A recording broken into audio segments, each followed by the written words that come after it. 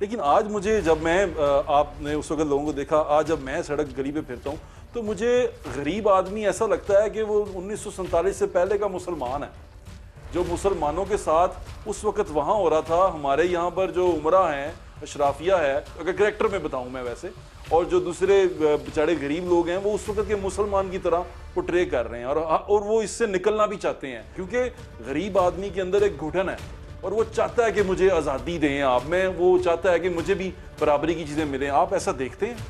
دیکھیے، جتنے آج کے امیر ہیں ان کا شجرہ نسب معلوم کریں، 80 سے 90% وہ غریبوں کی اولاد ہیں۔ ٹھیک ہے، یہ قیام پاکستان کے وقت غریب تھے، ٹھیک ہے، بے چارگی تھے، ٹھیک ہے، لاچار تھے۔ ٹھیک ہے، آج یہ کہاں سے کہاں پہنچ گئے۔ بدقسمتی سے انہوں نے اپنی غربت پہ فخر کرنا نہیں سیکھا، یہ اپنی غربت کو امارت میں تبدیل کرنے میں لگ گئے، اپنے آپ کو بھی بھول گئے، اپنے ہم وطنوں کو بھی بھول گئے۔ ٹھیک ہے۔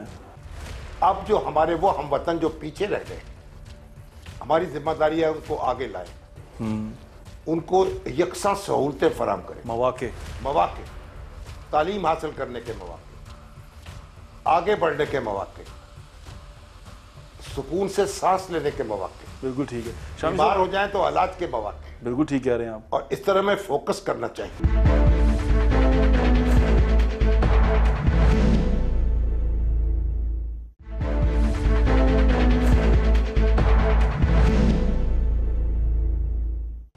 آپ نے بات کی محفوظ محسوس کرتے ہیں۔ ابھی کچھ عرصہ پہلے جب یہ حکومت چینج ہوئی، پی ٹی آئی کی حکومت گئی، نون لیگ کی حکومت آئی، میں نے لوگوں کو چھپتے ہوئے بھاگتے ہوئے دیکھا، کئیوں کو گھروں سے اٹھاتے ہوئے پولیس کو دیکھا، تو میرے دماغ میں تو وہی ایک چیز آ گئی ایک دم سے کہ جیسے مسلمانوں کو اٹھا کے وہ انگریز پولیس، وہ ہوتے ہندوستانی تھے لیکن وہ اٹھا کے لے کے جایا کرتے تھے، مسلمانوں کو گھروں سے اٹھا دیتے تھے، بغیر کسی وجہ کے اٹھا لیتے تھے کہ جی یہ سیاسی آدمی ہے۔ سیاست جو ان سی ہے وہ دوبارہ سے گالی بنتی جا رہی ہے، جو سیاسی بندہ ہے اس کی سمجھ نہیں آ رہا۔ پھر خان صاحب کا جو نعرہ انہوں نے لگا دیا آج کے دن 14 اگست 2022 کو، جو انہوں نے نعرہ لگا دیا کہ ہم آزادی کی جنگ لڑ رہے ہیں، یہ دو قومی نظریہ ہے اسی طرح ہے، یہ ہم دوبارہ اسی میں چلے گئے ہیں، تو آپ کو لگتا ہے کہ قوم دوبارہ ہم اس کو پاکستان کو ڈیوائیڈ کرنا چاہتے ہیں؟ دیکھیے، ہم کچھ ناشکرے ہو گئے، ہم جو نعمت ہے آزادی کی اس کی قدر نہیں کر رہے، اس کو ایک غلامی میں تبدیل کرنے کی کوشش کر رہے ہیں۔ دیکھیے، آپ مجھے بتائیں، آپ مقبوضہ کشمیر میں جا کے دیکھیں، آج مقبوضہ کشمیر کے لوگ جو ہیں کیوں وہ بھارت کے آگے سرنڈر کرنے کو تیار ہیں، کیوں پاکستان کے ساتھ ملنا چاہتے ہیں، کیوں اپنی جد و جہد جاری رکھے ہوئے، ان کے لیے زندگی محال ہو چکی ہے، پھر بھی وہ پاکستان زندہ باد کا نعرہ لگاتے ہیں، ان کے جو میتیں ہیں وہ پاکستان کے پرچم میں دفن ہوتی ہیں۔ کیوں؟ اگر پاکستان جو ہے اس کا ماحول وہی ہوتا جو ہمارے لیڈر بیان کر رہے ہیں، ایک دوسرے کے خلاف الزام لگا رہے ہیں اور جھوٹ بول رہے ہیں بہت سا، ایک دوسرے کو نیچا دکھانے کے لیے، تو پھر یہ ہمارے بھائی جو تھے وہ پاکستان سے جڑنے کی آرزو کیوں کرتے ہیں؟ آپ بالکل ٹھیک کہہ رہے ہیں۔ ابھی ایک اور سوال ہے کہ پہلے وائس رائے ہوتے تھے، انگریزی بابو ہوتے تھے، یہ سارا سسٹم جو سا ہماری ابھی اسٹیبلشمنٹ جو سول اسٹیبلشمنٹ ہے، سول بیوروکریسی ہے، اس کا جو سارا نظام ہے وہ انگریز کا بتایا ہوا نظام ہے، انگریز کا دیا ہوا نظام۔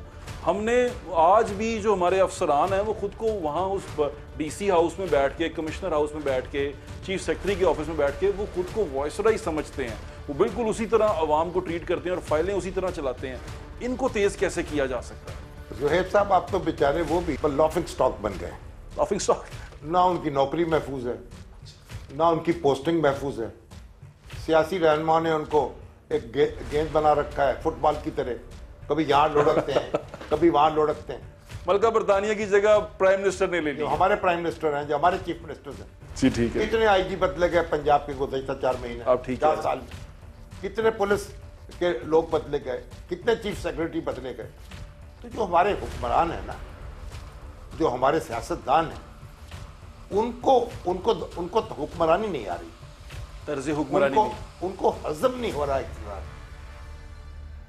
مسئلہ یہ ہے، وہ بڑی عجیب سی مثال ہے کیا تو پنجابی میں، لیکن وہ میں نہیں تھی پہ دینا چاہتا، لیکن آ گئی ہے وہی مثال ہے کہ جیسے ان کو ہضم نہیں ہو رہا۔ بس یہی مسئلہ ہے، یہ نہ ایک دوسرے کو जिंदा रहने का हक देना चाहते हैं, ना एक दूसरे से बात करना चाहते हैं। और इनको अंदाजा नहीं है, अगर ये हिंदुस्तान में होते, तकसीम गैर मुनक़सिम हिंदुस्तान में, ये क्या कर रहे होते? ये छोटे छोटे मज़ारे होते, ये चपरासी होते, ये मुंशी होते, ये आज के बड़े बड़े तुगरों खान जो हैं, फिर ये खुश रहते। आज़ादी की कदर जो सी है, हमें आज़ादी मिल गई, आज़ादी की कदर हम कर सके शामी साहब? मेरा ख्याल है कि जो हमारे हुक्मरान तबकात है ना, वो आज़ादी की कदर नहीं कर सकते, लेकिन जो हमारे अवाम हैं, आज भी आप देखें, पाकिस्तान उनकी ज़िंदगी है, उसका नारा लगाते हैं पूरी कुव्वत से, आप मैच जीतते हैं, पूरे मुल्क में खुशी की लहर दौड़ जाती है। हमारी खुशियाँ एक हैं, हमारे गम एक हैं, हमारी मंजिल एक है, और हम पाकिस्तान से जुड़े हुए हैं। अल्हम्दुलिल्लाह। सो आखिरी सवाल, सोशल मीडिया के ऊपर जो अभी एक तूफ़ान बदतमीज़ी आ जाता है किसी भी इशू के ऊपर, किसी भी इंसान के ऊपर, किसी भी क्योंकि आप सहाफ़त से भी मुंसलिक हैं, सहाफ़त सोशल मीडिया पे जब से आई है तो वो अजीब सी तकसीम में चली गई है, क्योंकि पॉपुलर पर्सपेक्टिव बिकता है और व्यूज़ के नंबर होते हैं, व्यूज़ के पैसे होते हैं। यानी कि हमें वही करना है जो बहुत सारे लोग सोच रहे हैं। हम लोगों को बताने की बजाय, उनको सच बताने की बजाय वो बताते हैं जो वो सुनना चाहते हैं। तो ये सियासत, जो सहाफ़त जो सी है, जो अब सोशल मीडिया पे जारी है, आपको लगता है कि ये मुल्क के लिए मुफीद है? देखिए, सोशल मीडिया पे जो सहाफ़त जारी है ना, पहले तो नकाब पोश है, आपको मालूम नहीं है कौन है जो कहने वाला। ठीक है, तो जब कहने वाला मालूम ना हो आपको, तो उसकी बात पे कैसे आप यकीन करेंगे?